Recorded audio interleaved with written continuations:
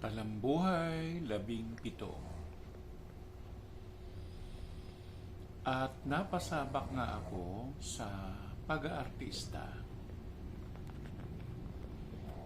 Kinuha ako muli ng FPJ Provinciano.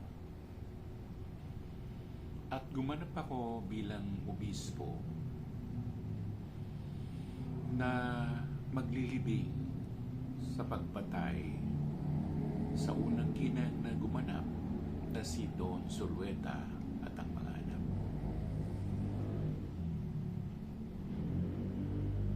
At nakaburol nga sila. Bago mag-take, inayos ko na yung damit tsaka yung skull cap na nilalagay sa ulungan na kulay pula para sa mga obispo ng mga Katoliko. Nandun na ako sa lugar na kung nasaan yung wardrobe.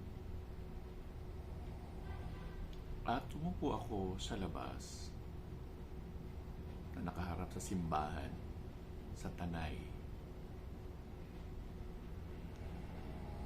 Ang mga tao ay pumunta sa akin at nagsipila sila. Inaabot ang kamay ko at sinasabi na, "Father, Father, Father." Ako naman, inabot ko ang kamay ko.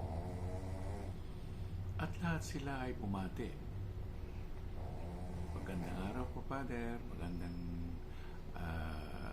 ano po, sa kinakausap nila ako.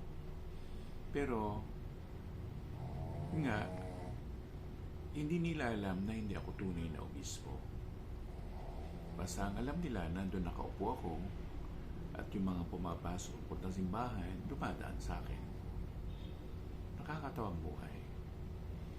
Pero yon ay in action or hindi naman talaga napagkamalan. Talagang akala nila na ako maayos ang obispo.